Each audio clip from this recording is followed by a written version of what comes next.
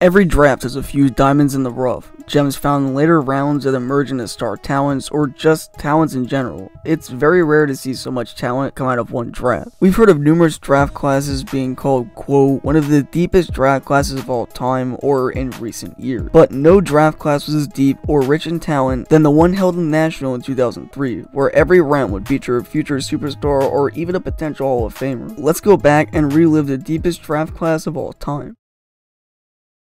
There were a few big names that highlighted the 03 draft class, and first was goaltender Marc-Andre Fleury, who was regarded as being the best North American goaltender in the draft. Fleury was described by scouts as the following, quote, his carefree personality has prompted some to compare him to Vezina Trophy winner Martin Brodeur. Scouts believe he can join Rick DiPietro of the New York Islanders as the only goalie taken with the top overall pick. Like Brodeur, he likes to move the puck to his teammates, and like so many French-Canadian goaltenders, he employs the butterfly style. He also has the ability to recover quickly in the scramble situation and controls rebounds. Fleury had a lot of hype around him, but everyone knows goaltenders take time to develop, so no one was really expecting him to make an immediate impact on an NHL roster. The rest of the class was highlighted by a stacked forward core featuring the following: Eric Staal, Nathan Horton, Dustin Brown, Ryan Getzlaf, Corey Perry, Zach Parise, Milan Michalek, and Nikolai Zurdev. Ryan Suter, Braden Coburn, and Dion Phaneuf were at the top of the defensive group. Out of all the names mentioned, those were only the players that scouts really knew about potential-wise, as this was all based off the final Central Scout rankings. There were still NHL superstars buried in the pool of draftees that scouts are either unsure about or never heard of at the time. Talents like Joe Pavelski and Patrice Bergeron will become only some of the many diamonds in the rough this draft class would have. But don't take my word for it, let's go round by round and see how this draft actually panned out. We'll go round by round, starting with the first overall pick. The Pittsburgh Penguins would actually trade up for the #1 selection, as this was because the team was not in the best shape at the time. Many consider the team to have, quote, AHL talent on the roster, and the Pens needed to make a big move to help the rebuild. The Panthers, who originally possessed the first overall pick, wanted Nathan Horton and knew they can get him in a lower spot, so they traded down the 3rd overall, and that allowed the Penguins to select goaltender Marc-Andre Fleury 1st overall. And he would in fact become the second goaltender in 3 years to be selected at the #1 spot. Fleury would eventually guide the Penguins back to relevance and win 3 Stanley Cups before headed to Vegas, so I think he did pretty good so far. Afterwards, the Hurricanes would draft Eric Staal at number 2, Columbus would pick Zurdev at 4, and the Panthers were actually able to pick Nathan Horton 3rd overall. Staal would become the Hurricanes leader in multiple categories, breaking franchise records along the way, and his tremendous goal-scoring abilities helped guide the Hurricanes to a Stanley Cup victory over the Edmonton Oilers. As for Zurdev and Horton, their careers were meh.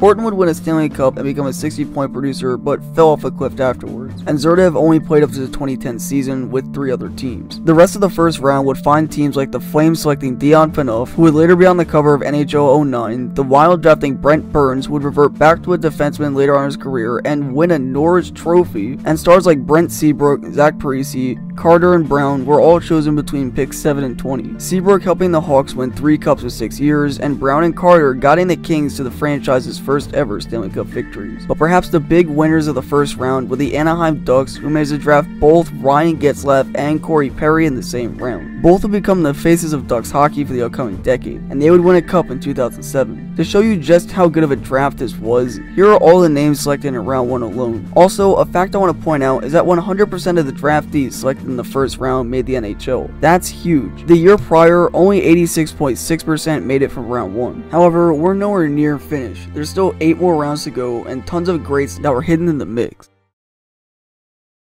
6 players highlight the second round, and each have made an extraordinary impact on their franchises. We'll start with the 33rd overall pick, Louis Eriksson, who became a pivotal point producer for the Dallas Stars and the Boston Bruins. Eriksson's time in Dallas saw him become a lethal scorer, racking up 3 consecutive 70-plus point seasons, but his production began to drop as his age caught on. Drafted 12 spots later was Selke winner and Stanley Cup champion Patrice Bergeron, who is arguably one of the best defensive-minded forwards in the league today. Bergeron's a proven leader and is a key piece to the franchise. 4 spots later, the Predators would draft another stud defenseman in Shea Weber. Weber would go on to shock the hockey world for more than one reason. Between the 1-for-1 swap in 2016 and possessing one of the league's hardest shots, Weber is oh so close to breaking the 1,000 game mark and making his legacy even more well known. Finally, out of the big 4 we mentioned, Corey Crawford would be drafted 52nd overall and become a Blackhawk legend. He would help the Hawks win 2 Stanley Cups between 2017 and 2015 and win a Williams-Jennings trophy along the way. Other noticeable names that came out of the second round include David Backes, Jimmy Howard, Matt Carl, and Kevin Kline. The second round would post an exceptional 76.32% to NHL percentage, which is still relatively high for the second round. Rounds 3 through 5 were very bland surprisingly, but still produced some solid NHL talent. Taking the third round was Clark MacArthur, who played over 500 NHL games and racked up over 300 points, and that's really all.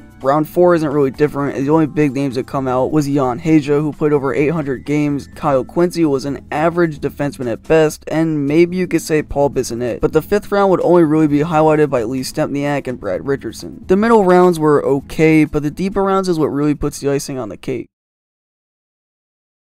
Rounds 6 through 9 provided some tremendous NHL greats. The stars of these rounds were drafted as late as the end of the 9th round. We'll kick things off with the stars in Joe Pavelski and Dustin Byfuglien. Both of these players provided an outstanding impact on their respective teams. Pavelski would help guide the Sharks to the Stanley Cup Final in 2016, racking up a total of 792 points in over 1,000 NHL games. Pavelski's time with the Sharks turned him into a fan favorite as his leadership qualities made the team around him better. Pavs would leave for Dallas in free agency last year, but hasn't lost a beat. As for Byfuglien, well, he started off as a winger in Chicago, then transferred to defense when arriving at Winnipeg. He's been known by the nickname Big Buff due to his hard hitting and big presence, but as of now, his situation is complicated and he hasn't played a single game this season. Still, if this is the end of his career, what a career it's been. But anyways, the later rounds were also highlighted by other guys such as Mark Mathot, Nate Thompson, Kyle Brodziak, Tobias Enstrom, Matt Molson, Yaroslav Halak, David Jones, and Brian Elliott, who just happened to be the second to last pick in the NHL draft.